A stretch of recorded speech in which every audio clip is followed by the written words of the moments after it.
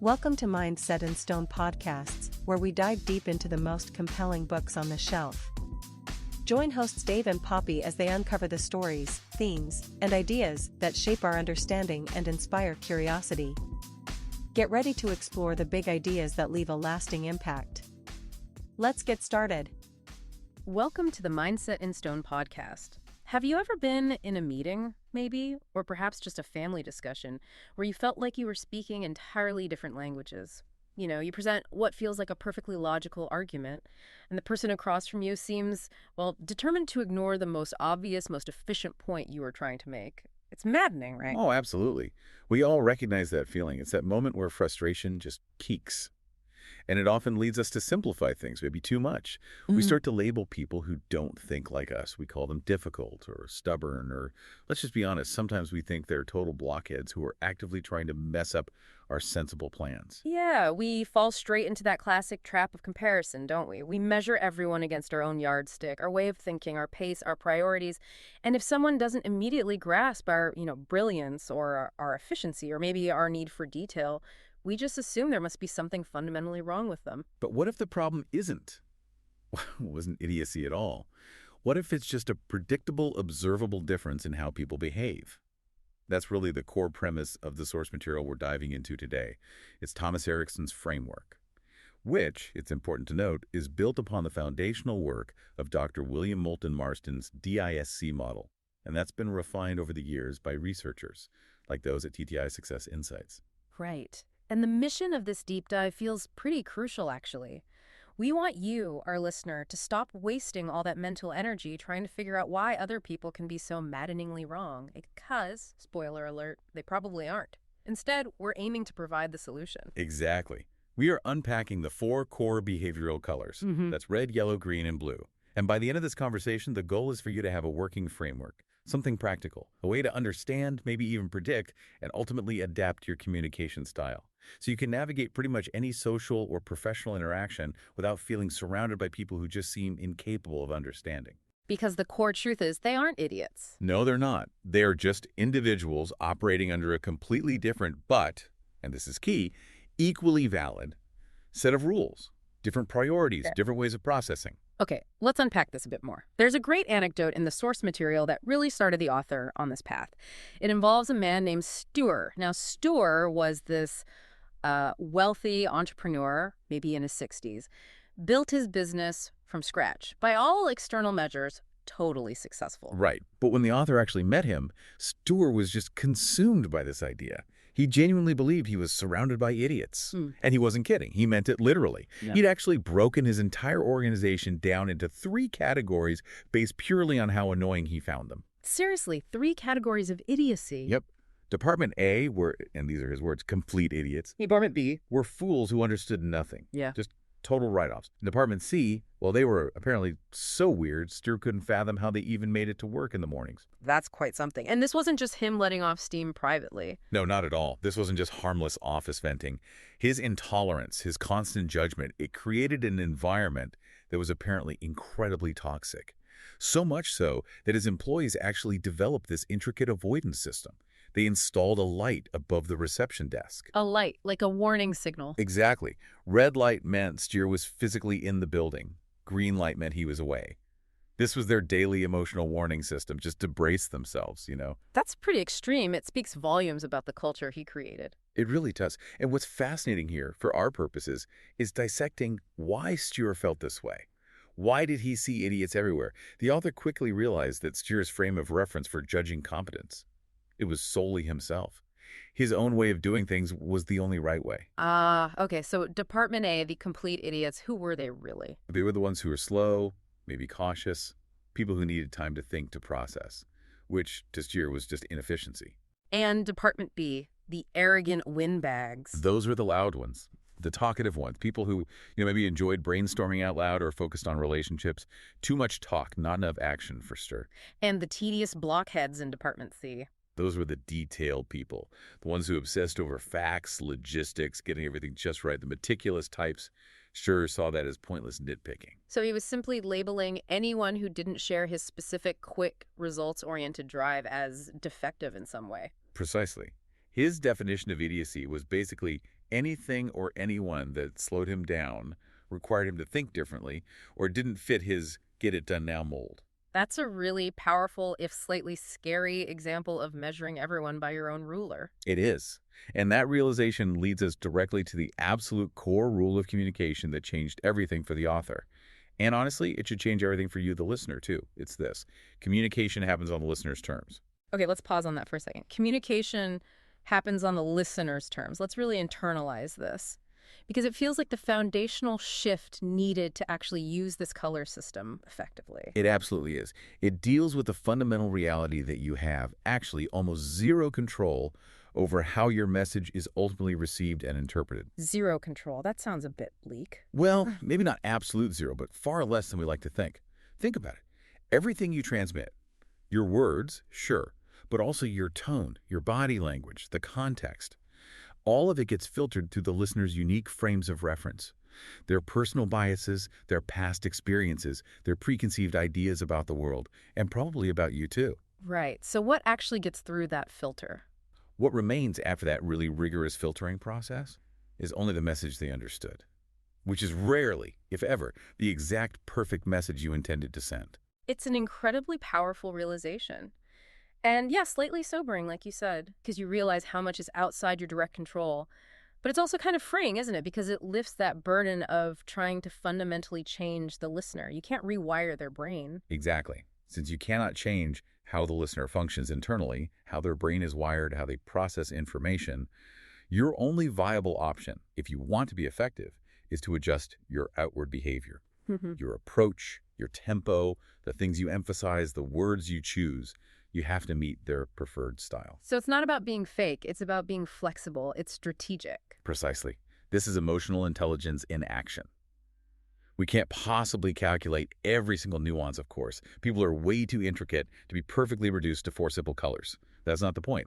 But we can avoid the most blatant blunders, the most common communication breakdowns, by understanding the basics of observable behavior. Okay, so how do we connect behavior to personality? There's a formula, right? Yeah, the source uses this simple but useful formula. Behavior equals F. Personality X surrounding factors. Behavior is the mask we wear. It's what we can actually see and observe. You know, how people talk, act, react. Personality is the deeper core temperament, the underlying drivers, which is what we're trying to figure out, or at least understand better. So by understanding the observable behavior first, the reds, yellows, greens, blues, we can then adapt the surrounding factors. Exactly. We adapt our communication style, which is part of their surrounding factors, to avoid unnecessary conflict and get our message across more effectively. It's about working with their preferences, not against them. Okay, so let's break down those observable behaviors then, using the DISC model as our foundation. You mentioned it charts these 4 colors across 2 critical axes. Let's maybe start with the vertical axis. What does that represent? Right, the vertical axis. That one splits the colors based on their, let's call it tempo or pace, their assertiveness level. So the top 2 colors, that's red and yellow, are what we call quick to act. They tend to have higher assertiveness. They initiate things. They speak their minds readily. They definitely prioritize speed and getting things moving. Okay, red and yellow, high energy, quick to act. What about the bottom 2? The bottom 2, that's green and blue, are more reflective. They're generally more cautious, displaying lower assertiveness. They tend to prefer listening first, observing, processing information internally before they take action or speak up. And that difference in pace alone, I can already see how that could cause friction. Oh, it's a massive source of workplace conflict. The fast types getting frustrated with the slow types, and the reflective types feeling steamrolled by the quick ones. Absolutely. Okay, so that's the vertical axis. Oh. Pace, what about the horizontal axis? What does that define? The horizontal axis defines their primary focus, or you could say what motivates them more strongly. It splits them based on whether they lean towards tasks or towards people. So reds and blues on one side are generally issue-oriented or task-oriented. Their focus is on the task at hand, the facts, the logic, the data, achieving the end results. They tend to be more objective, less focused on feelings. Makes sense. Reds and blues focused on the what? And the other side. Yellows and greens on the other side are primarily relationship-oriented. Their focus is much more on people, on feelings, social harmony, collaboration, the interaction itself. They tend to prioritize subjective experience and connection. Okay, that structural split is really helpful. It immediately shows us why certain pairs might clash or complement each other, like red and blue, both task-oriented but completely opposite on the pace axis. That sets up an interesting dynamic. Exactly. They're the ultimate task-oriented opposites in many ways. So let's dive into red first. The profile is dominance, speed, and results. What truly characterizes the red individual in day-to-day interactions? Well, reds are typically high energy. They're often highly opinionated, maybe even forceful. And they are fundamentally competitive. They're driven by achieving results, gaining power, being in control of situations. How do you spot them? What are the telltale signs? You often recognize them because they tend to talk the loudest or at least the most decisively. They're usually brutally honest, sometimes painfully so, because they don't really filter for feelings, and they will compete over absolutely everything. Seriously. It could be Monopoly, reading speed, who gets the last parking spot. If there's a chance to win, they're in it. Yeah, the source mentions they almost appreciate antagonism because it means there's a clear winner and a clear loser. And they fully intend to be the winner. Always. We see this really vividly in that anecdote about the CEO during the company soccer game. It's meant to be a casual team-building thing, right? Right, just a bit of fun. But this red CEO turned it into this cutthroat tournament. Apparently he was flattening people, tackling hard yelling instructions, total focus on winning. And when someone actually challenged him about his aggression, his response was pure red logic. Tournaments are competitions, and if you compete, you are in it to win. There was just no room for softness or just participating. It was about the result. That intensity and their impatience must be a huge factor, too. Oh, impatience is probably their defining trait. For a red, quick is basically synonymous with good. They absolutely detest inactivity, delays, bureaucracy, anything that slows things down. And they will break rules without a second thought if those rules are seen as impediments to progress towards their stated goals. Like the story of Bjorn, the colleague who was the quintessential red driver. Apparently, he regularly drove in the bus lane for 20 miles during his commute, racked up fines constantly. And his justification wasn't malice, right? It was just calculation. Exactly. He wasn't being malicious or antisocial. He simply calculated the cost of the ticket versus the value of the time he saved. For a red, time is money. Efficiency is king, and utility overrides compliance almost every single time if it gets them there faster. And this drive, this boundless ambition, it can lead to some pretty bold statements too, can't it? Maybe detached from reality sometimes. Definitely. Think of Elizabeth, the red consultant mentioned in the book. She stood up in a meeting and confidently declared that the company she was advising would earn $50 million a week. When the realistic expectation was? Closer to $2.5 million. But she sounded so utterly convinced, so full of drive and certainty, that apparently no one in the room, probably filled with more cautious of greens and blues, dared to question the sheer, almost absurd scale of her vision. Reds focus squarely on the destination, not necessarily the map or the obstacles. That's a great way to put it. They're usually very clear in their communication, direct, decisive. They're often fearless in the face of tough decisions, which is why they frequently rise quickly into leadership roles.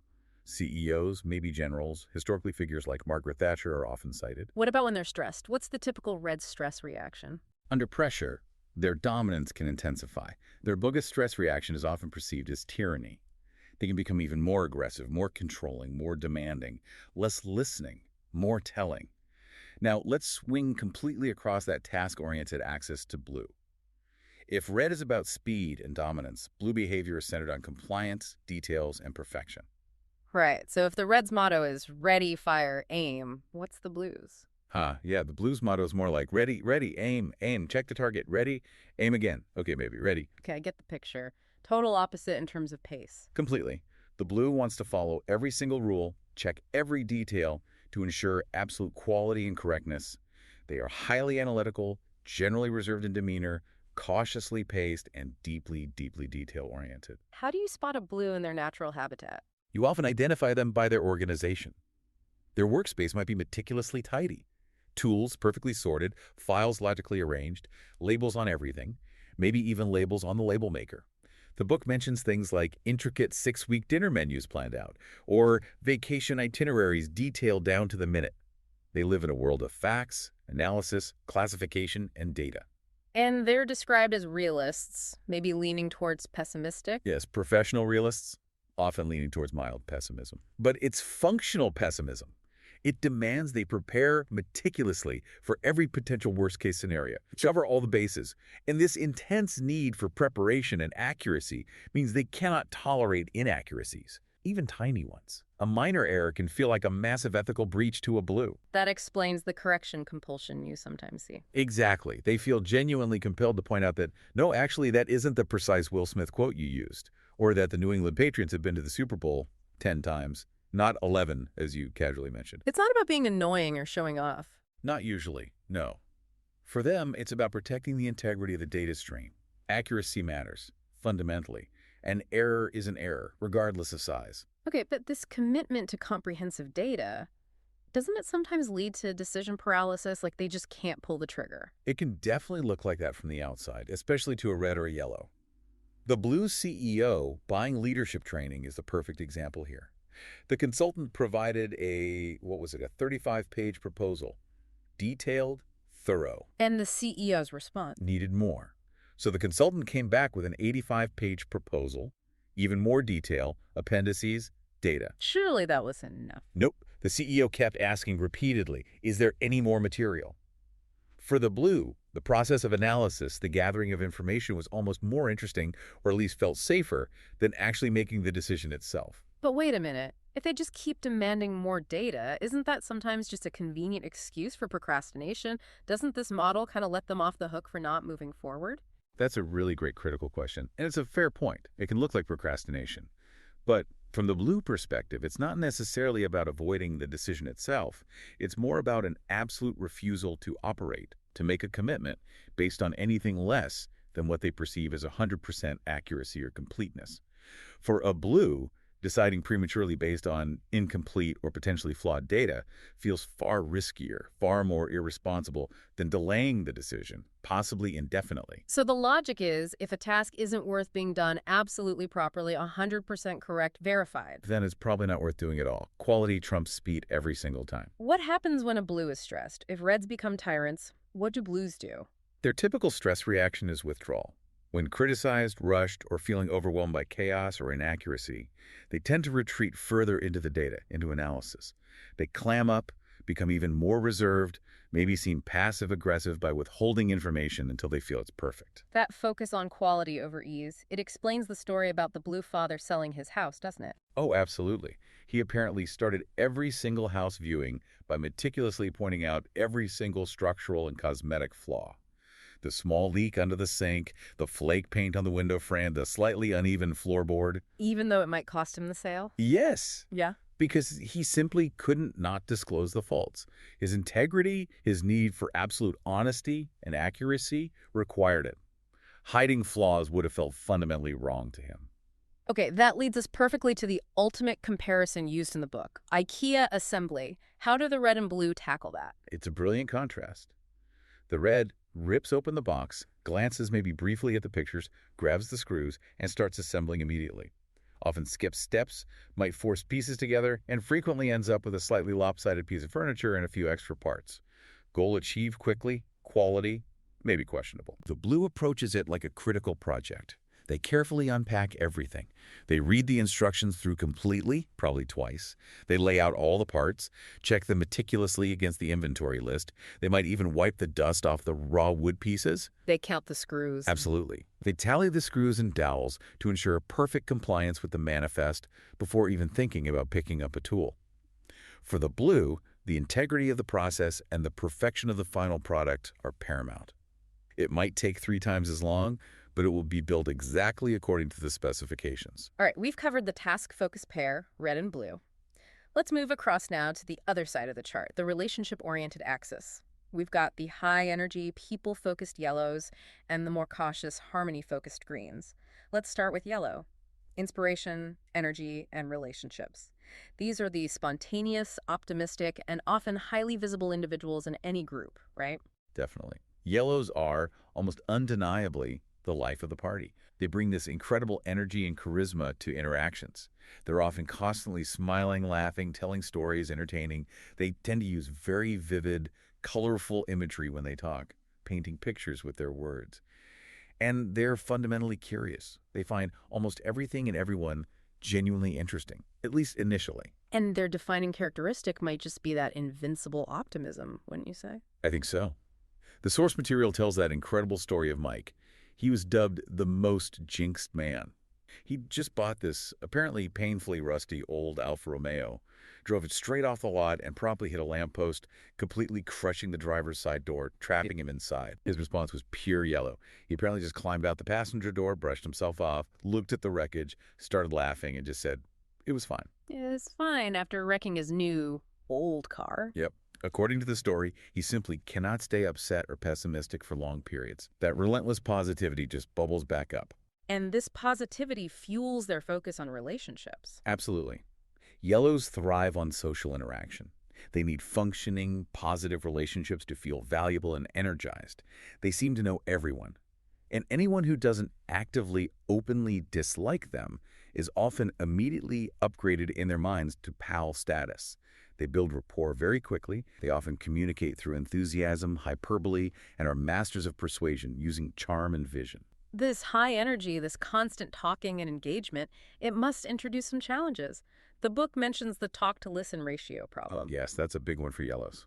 They are often stellar communicators when they are the ones talking. They can be engaging, inspiring, funny, but they often lack the self-awareness to notice when they need to switch gears and actually listen, or when they're completely dominating the dialogue. They just get carried away. Exactly. They get so caught up in the excitement of their own ideas, their vision, their stories, that they literally find it hard to stop talking. They abhor silence. Think of Peter, the yellow sales manager I mentioned.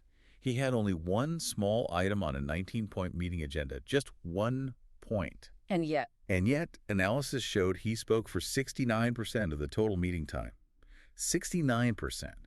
He just feels compelled to fill any silence, often steering potentially boring factual conversations back toward something far more interesting. which is usually a story about himself or the exciting future or some grand vision. Precisely.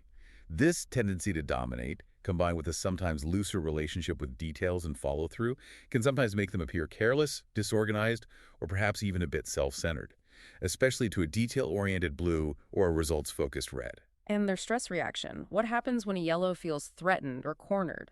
Their stress reaction often involves superficiality or attack. When feeling threatened or criticized, they might try to charm or talk their way out of the problem, perhaps glossing over issues. Or if that doesn't work, they might lash out with surprisingly sharp, often flowery and exaggerated verbal attacks or insults, using words as weapons. Okay, so that's the energetic yellow. Now let's look at their relationship-oriented counterpart, green. The profile is submission, stability, and caring. Greens are often the anchors of a team or a family. They're typically calm, laid back, easygoing.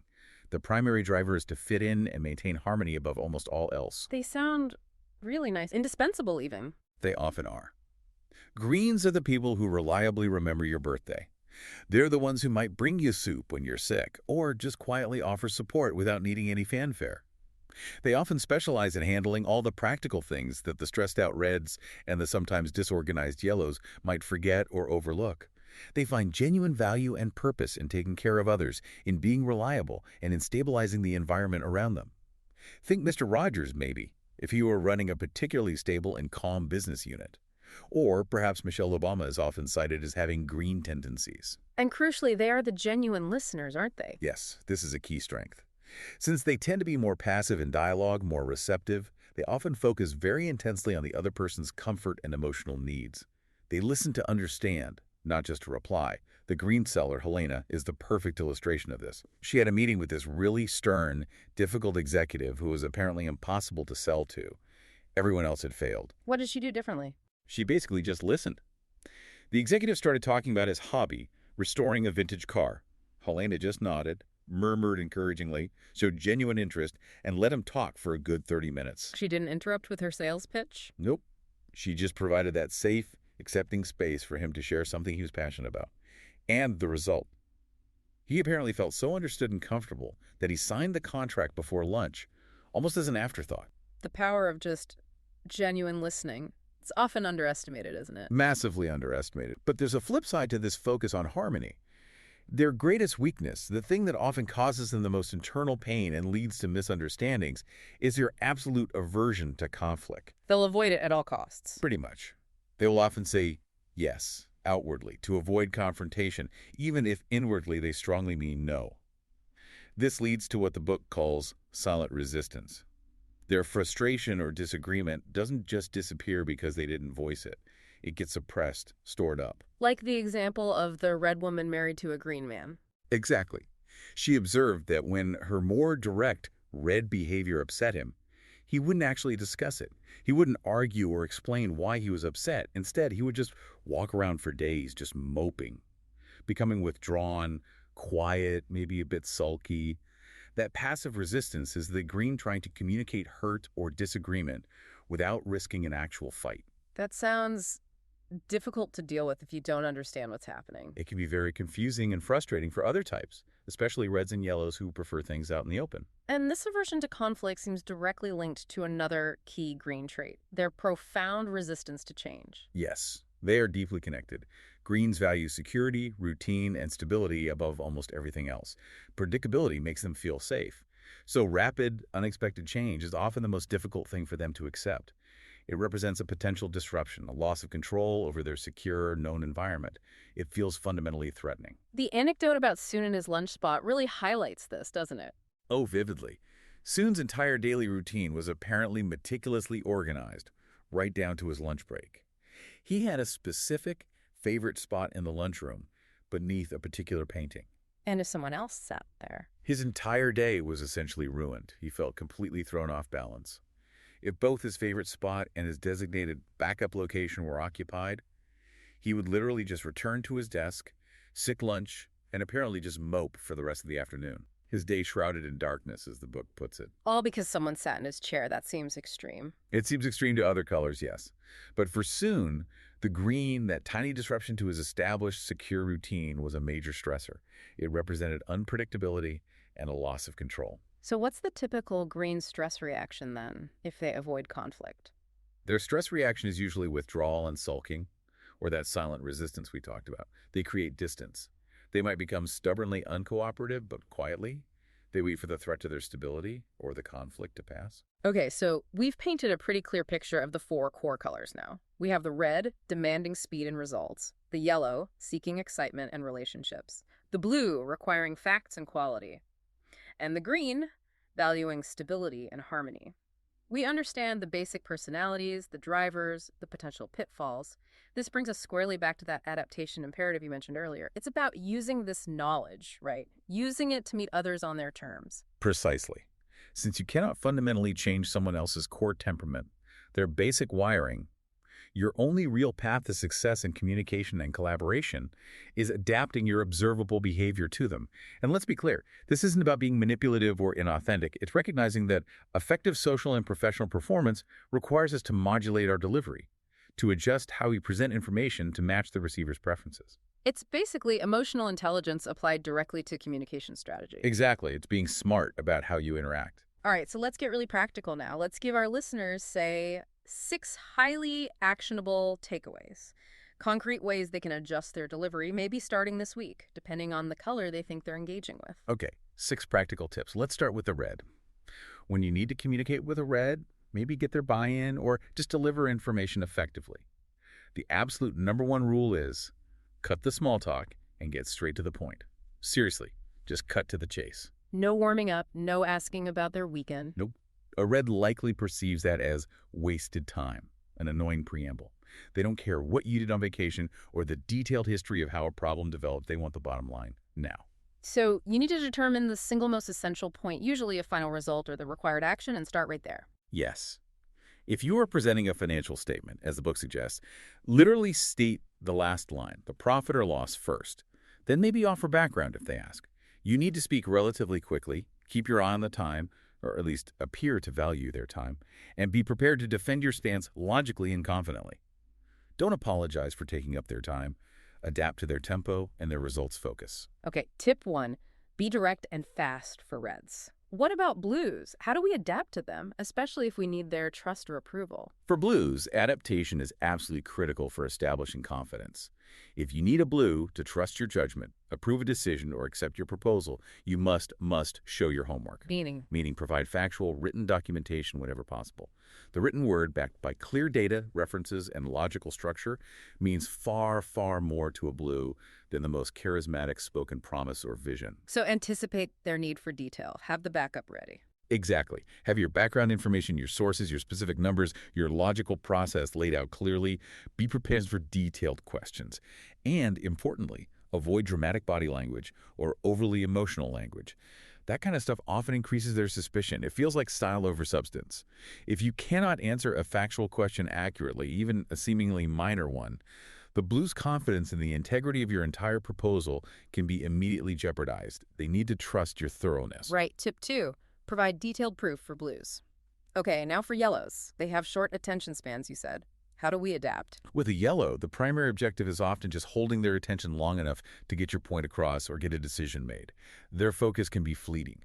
So the strategy is to focus on fun, vision, and excitement. You absolutely need to eliminate the dull, boring details. They will tune out immediately. Yes, their need for positive interaction. Yes. Use flattery sincerely. Yellows are often incredibly receptive to positive affirmation and feeling liked. Focus heavily on the new, the innovative, the exciting aspects of whatever you're discussing. For yellows, new is often synonymous with good. Frame things in terms of possibilities and positive outcomes. Use stories and enthusiasm. And the trick for getting a decision, you mentioned they dislike logical review. Right. Yellows often hate getting bogged down in analysis or focusing long enough for a detailed logical review. They make decisions more quickly, often based on feeling or intuition. So instead of asking for a purely factual decision, do these numbers support option A, try asking, how does this feel? Or does this sound exciting to you? You're tapping into their higher tolerance for uncertainty and their relational, emotional decision-making process. Focus on the vibe. Interesting. Tip 3. Emphasize fun and feeling for yellows. Now on to greens. They resist change and avoid conflict. How do we adapt there, especially if change is necessary? When dealing with a green, particularly around change, the absolute rule is patience and repetition. They need to feel secure. If you need a green to accept a change, which they inherently resist, you most insured. Use patience and detail to ensure security in the process. So, no surprises. Absolutely no springing change on a green. That's the fastest way to trigger their silent resistance. You need to break down the proposed change into small, logical, manageable steps. Schedule multiple conversations, perhaps over weeks, not hours, to gently persuade them and allow them time to process. And remember, greens often process information internally and might not take detailed notes. So you must be prepared to patiently, repeatedly explain the plan, the rationale, and especially the process in detail. They need to feel absolutely secure in how the change will happen, to even consider what the change is. If you rush them or dismiss their concerns about stability, They will likely just nod politely, say okay, and then quietly find ways to undermine or avoid the change without ever directly confronting you. Patience and process are key. Okay, tip 4. Use patience and detailed process for greens. Now let's tackle the tricky area of feedback. Giving negative feedback is hard anyway, but how does this model help? Let's start with reds. Giving negative feedback to a red requires a very specific approach. The advice is pretty rigid. Use logic, not feelings. Absolutely do not try to gift wrap the criticism or focus on how their actions made people feel. Why not? Wouldn't that soften the blow?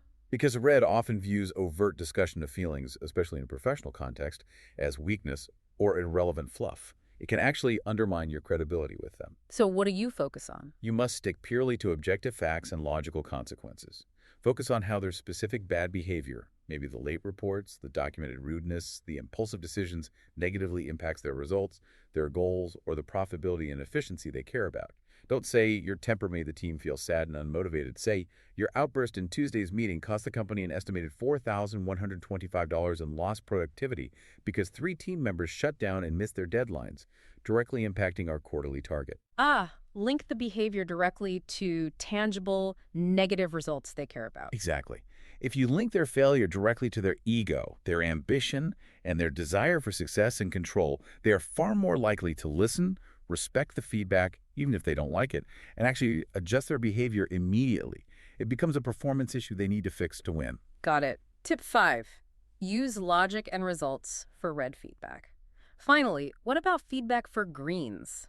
Especially positive feedback. We saw the negative example with Mike being furious about public praise. Yes, that's a crucial adaptation for greens. While they appreciate being valued, the way you give positive feedback matters enormously. The red boss publicly praised the green employee Mike with a big grand gesture, maybe a bonus announced in a team meeting or something similar. And Mike was apparently mortified and furious. Why? Isn't praise good?